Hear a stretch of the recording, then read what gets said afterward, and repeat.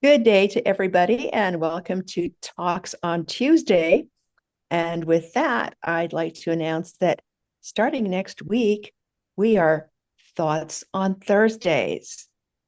We had some difficulties with scheduling for some people, and we luckily could work them out with just a slight change. So when you put it on your calendar, you can still use TOT. And isn't that convenient for everybody? So I come to you today in a much better mood than when I was originally thinking about this topic.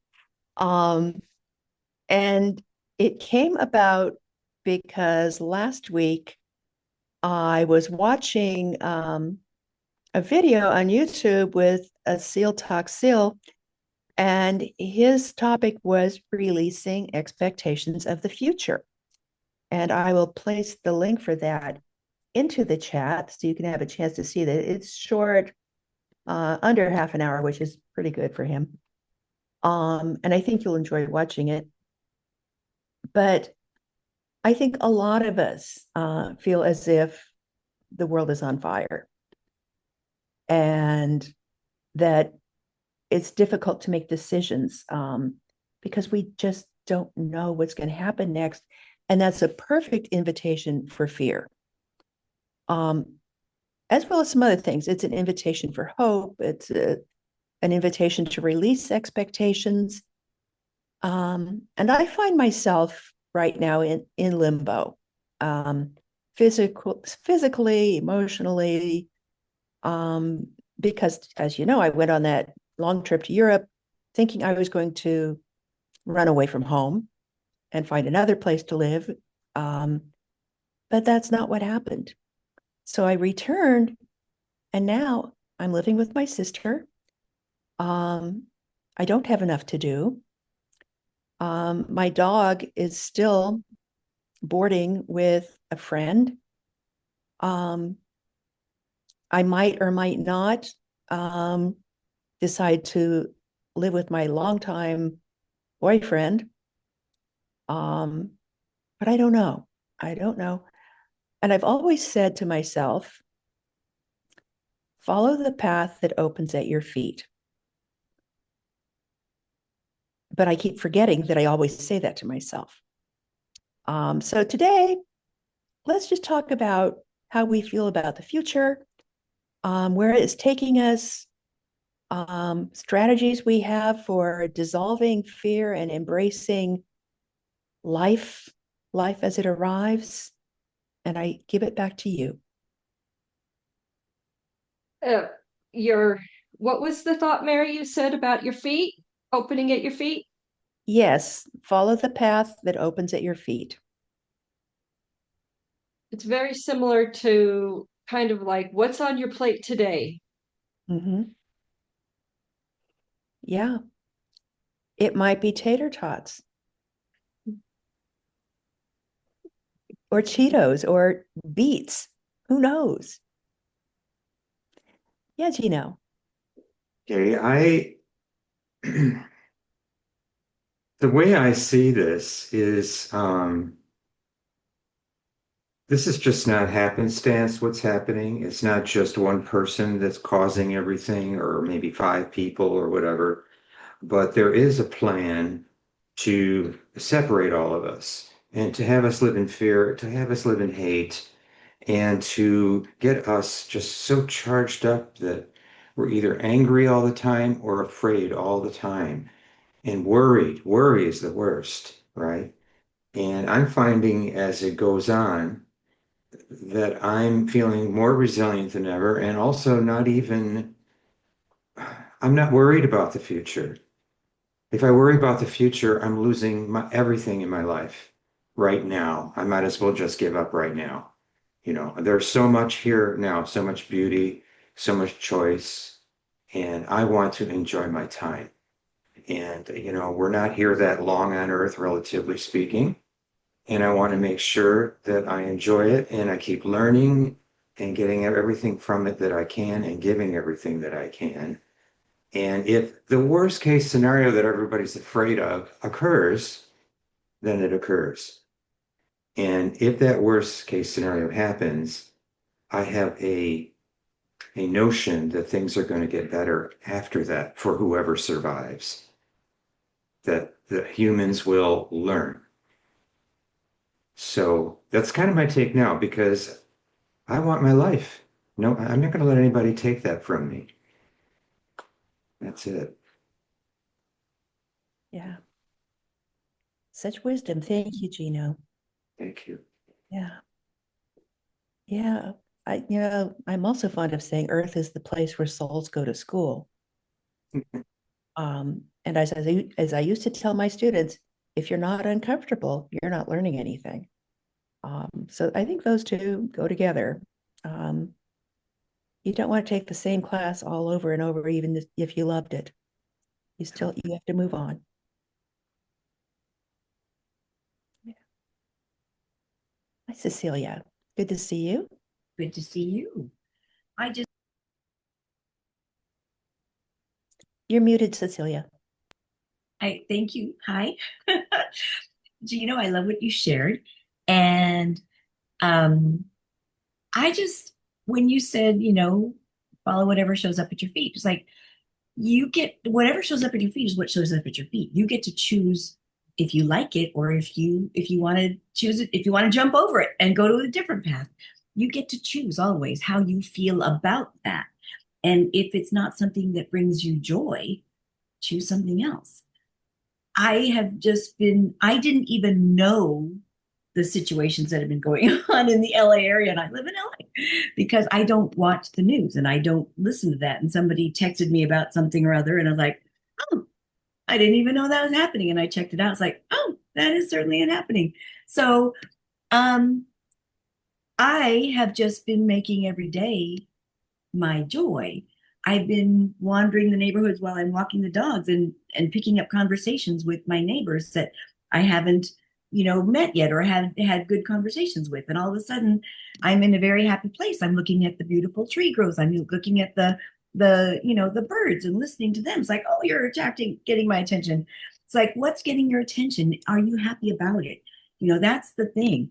Um, I've been meeting up with friends in the park just for fun. And it's just been, you choose what you want to make of your life and don't worry about the future, like Gino said, because the future is the future. And right now is what's happening. So live in your now, live in your joy, choose what you want to see. And if you don't like what you're seeing, look someplace else, choose someplace else. And don't be worried about that. Love the people around you, love the conversations around you, change the conversations around you. It's up to you. So that's what I have to say. Yeah.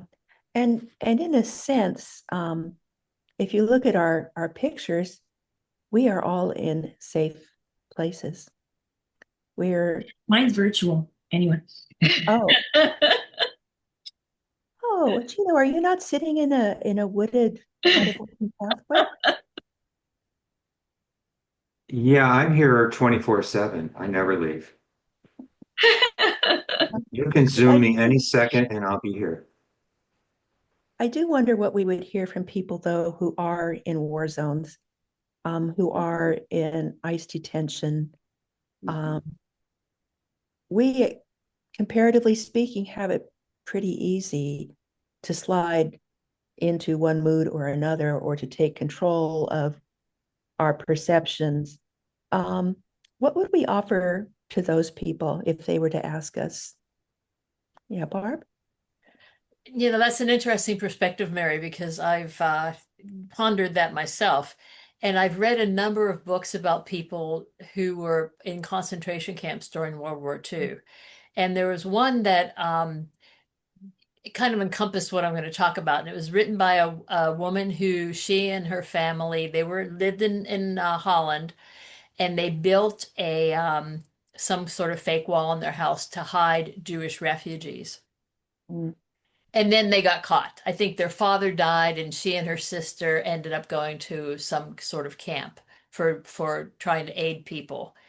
And I mean, they were horrible conditions, and yet, and her sister was so into being grateful for God. She was very religious. I think she was some sort of Christian. I don't know exactly what denomination, but she was just very grateful for every moment of her life. And she was saying how they were in this one room and there was a lot of lice in that room. And so, which was uncomfortable, but it kept the German guards from coming into the room and harassing them because they didn't want to get the lice on them.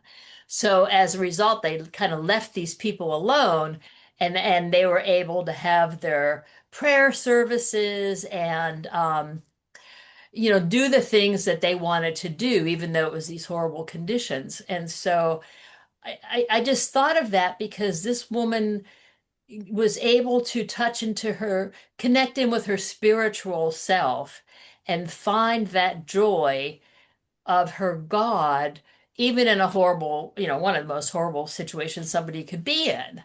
And her sister was writing about this later. And I mean, even the sister, who was also religious, but not as much as the other one, was kind of surprised that she was able to maintain that. But she was, she found it inspiring. Yeah. So, I know that it's easy for me to sit here in my nice, warm, safe house to say that, but I also Yeah. think that there's something to that story that, maybe gives people a sense of what Gino and Cecilia were both talking about. Yeah. So, Yeah. I'm trying to think of the author who was a Holocaust survivor, and he was a doctor. Um, Very famous book, but I can't think of. Dr. Viktor Frankl? Yes. Yes, that was a beautiful book. That is so beautiful. And that's the story to talk about. Go ahead. Right. That he survived by helping others. He had purpose, Man's search for meaning. and search for meaning. Yeah. And the people who didn't have that purpose, whose only um, goal during the day was to get enough food, which is reasonable. But if they didn't have anything beyond that, um, they were more likely to not survive than those who were being in community with others, lifting others up, um, which I think connects back to you, Cecilia, when you talked about meeting people. Each encounter we have can run a certain way. It could be like a little opportunity to be cranky, or it could be a small miracle. And in fact, there are no small miracles. They're all miracles are of equal importance. So if I tell somebody in the checkout line that, oh, why don't you get in front of me? That will lighten their day, and maybe reduce some of the tension in their life that is the product of fear. That is beautiful. And I will say, do it because you want to do it, not because you're expecting something from it. Right. Okay. Yeah. Because you don't know how they're gonna take it. And so, do it just because you want to do it and it makes you feel good. And it's that's always what rewarding. counts. It's Yeah. always rewarding. Right. Yeah. Yeah, Gino. Yeah, I think just going a little bit back in the conversation, that we are all very fortunate in terms of no wars are going on and all that. And so we have a little bit more to say about our lives. There are some situations in the world where the powers that be, so-called, are really so ruling the day, like let's say in Gaza, that there's not an awful lot we can do. We can do something ethereally or whatever for them, but there are certain situations it's very, very difficult for us to do anything for them. Now, if it's not so violent and weighed down, you can still do stuff for people that are in bad situations. You can send things, you can go there yourself and help. There's all kinds of things. And then the woman in the concentration camp that was in that room that had lice, I think that she was like that before she was captured, or somehow she got this realization while she was in there, and she really sourced her courage, and made a difference there for her and everyone else. And I think that I think you can source your courage in that situation. Or if you have trained yourself a certain way and you go through that situation and you're probably processing and trying to feel good and everything, that eventually you will come to who you are and you will be like that woman. So I think we have to train ourselves all the time for our happiness in life, and also so it can serve others. And yeah, I think that's what I needed to say. Yeah, I just this is a tiny bit off, but not really 100% off. I found a documentary about Mother Teresa a couple of nights ago, and I always admired her so much, but never really heard a lot of her story. And this is a woman that had tremendous courage, tremendous sacrifice, tremendous wanting to give, that she risked sometimes danger and getting sick and all kinds of things. And I mean, this was an exceptional, evolved person. There was a story, and this applies a little bit to what I'm talking about, where she was invited by a chapter of her organization in Chicago to come and visit for various reasons. And they told her that in this really poor section, abandoned almost section of Chicago, they had these high-rise abandoned apartment buildings. I'm sure you've seen those in pictures or whatever. And the gang members were occupying them. And to make matters worse, they were sometimes taking guns out and shooting at people and hurting people. And she says to the sisters, "We're going there." And the sisters were freaking out. "We can't go there. No way, no way." And she says, "Yeah, we're going." And so they went. And so here they are walking across the street, and the guys are shooting at them, right? Fortunately, did not hit any of them. So Sister Teresa or Mother Teresa and the other nuns go up the stairs, knock on the door, and the gang member opens the door and he's shocked. He says, "What are you doing here?" And she says, "I wanted to talk to you." He says, "Well, you can come in, but I have business going on in here." And then she said, "And I have business for you." Just like that. Goes in there, right? Talks to them. And then the next day, they go back and invite them to their free meal thing that they do every day for the poor. So the gang members came there and got something to eat. So we can be extraordinary human beings. We don't have to be Mother Teresa, but I think whatever situation we're in, as long as we're physically able, we can do it. We can do it. Wow. Thank you. I'm going to watch that documentary. Yeah. I, Yeah, I please think do. one of the first things you said was about preparing yourself for when these moments arrive. The woman was in this concentration camp was prepared to find joy. Mhm.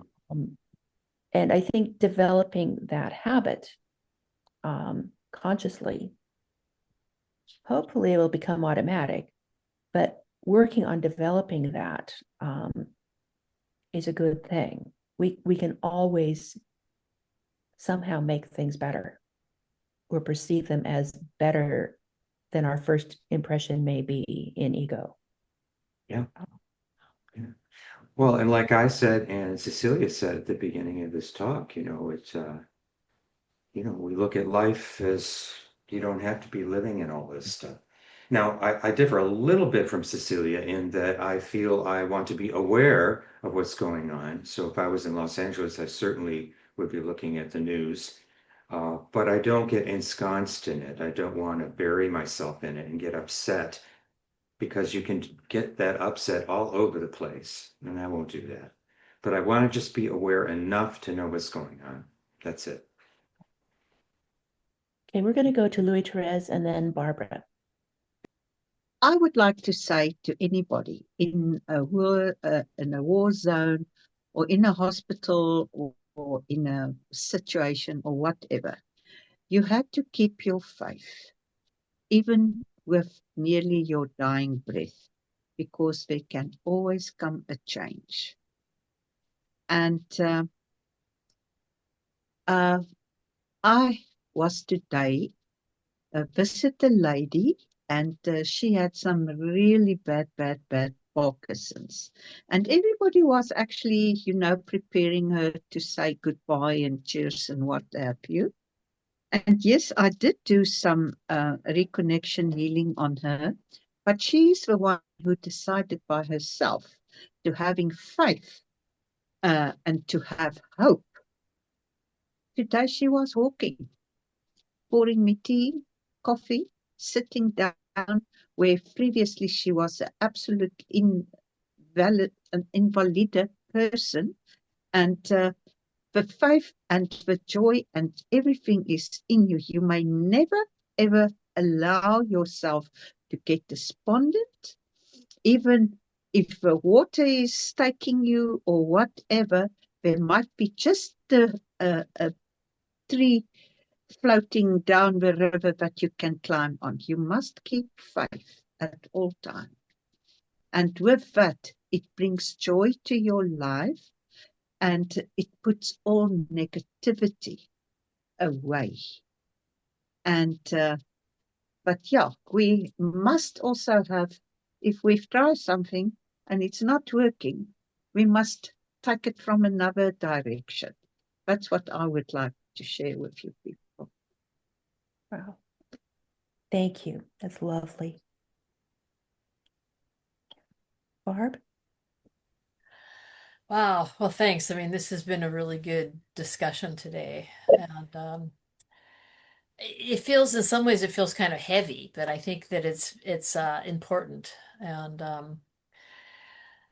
I agree with everything that everybody said. And it's just, for me, kind of getting back to the original letting go of expectations of the future, I try to look at things like, I don't know how it's going to end or what the outcome's going to be, but it's always going to be okay no matter what, you know?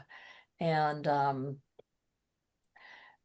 so, yeah, I'm hosting a session this afternoon at the senior center on Death Cafe. And it's like, I have no idea how many people are going to show up, if it's going to be 1 or 6 or 10, but it doesn't matter because it's all going to be great no matter what. And that's kind of how I try to approach things. I've been working for over 4 years as a CASA, which is a court-appointed special advocate for a young woman who's in foster care.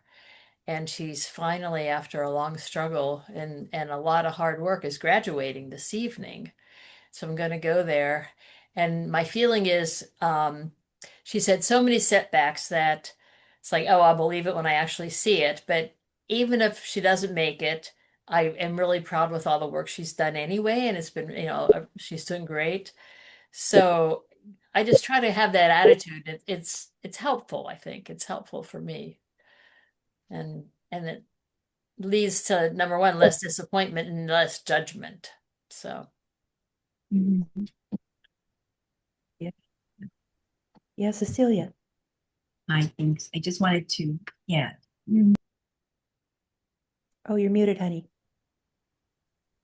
Okay, there I am. I just wanted to share that I feel I'm aware of things that I need to be aware of. And granted, it's not happening in my neighborhood in this moment, but I was here in LA when we had the riots break out, and they were going down my street, and fires were going everywhere, and bombs were going off different places. And I have a dog in an apartment, and we had to walk the dog. And so I went out because it's like, you can't cage the dog up when he's got to do his business. She's got to do her business. And so I went out to walk the dog, and everybody in the apartments nearby was out walking their dog, and they were like, we're okay, we're going to be fine. And it was like we had a shield around us. It was like you can't bother me. I'm with the dog. So it was a very interesting thing that we all got out there to do what we needed to do to take care of those we love. And then the next morning, the National Guard was all over the place, every street in my neighborhood, and I was so filled with hope and love and joy when I looked out of my balcony, and there were my neighbors with brooms and dustpans and trash cans and everything to clean up the area. It was like, wow, this is where I live. These are the people I live with. This is my neighborhood, my home. I love them. Yeah. And it was a beautiful thing. So I know what I need to know when I need to know it. And I'm with the right people. So. And this relates back to what Louis Therese was saying about faith. And, I like to quote Julian of Norwich, who said, "And all shall be well. All manner of things shall be well." Even if, suppose I go out into something and I get shot, all shall be well. There is a purpose to all things. And this riot that Cecilia experienced was also a window on her neighbors that allowed her to enjoy knowing what community she lived in and everyone else. And it's really very lovely. What we see depends on where we're standing. Yeah, Louis Therese. I would like to agree with you. There is absolutely a purpose in absolutely everything. Sometimes that purpose is not only for you yourself, but it is for the people that is around you to be also look into your life so that they can see what it is and that they can also learn from it. It is really, as you say, there is a purpose, and I feel it's not only for you, but many times it happens with you because you are a strong person, and they learn to sidestep whatever that is. That is a step-up lesson for the people around you. If you're clever enough, you don't have to do the same experience. You can learn from other people around you. And just as we are always learning, we are also always teaching, whether we know it or not. That's very true. Well, I love this discussion today. It's we never know where it's going, but it's always just lovely. Does anyone else have, let's say, a one-sentence comment they'd like to add? May I? Sure. Okay. My final sentence is, we are here on earth to experience things and to live a full life. And you cannot experience if you hide or if you don't expose yourself to things. But you can have a choice. But life is full of experience. And to live life, you will have experience. Indeed. I hope I have relayed my thoughts because it was very quickly thinking. It's lovely. Thank you so much. Yeah, Barb. I'm just going to add one more is be the love. I was thinking during the week, Cecilia, about what you were saying last week about the elephants and their message is just love us. And I love that. And it's so true. So yeah, we have all these experiences, but I think it comes down to let's be love. So yeah. Great. Thanks. There's a poem by Matthew Arnold, The Dover Beach. And one of the lines is, "Love, let us be true to one another. And if we treat the world as if they are our partner in life, with whom we are in love. Sometimes we have spats and disillusionments, but let us be true to one another. So I love you all. Thank you for coming today. And we'll see you next week on Thursday. Sounds good. Thanks. I Bye-bye. know. Thank Thank you. you. Bye. Bye. Bye.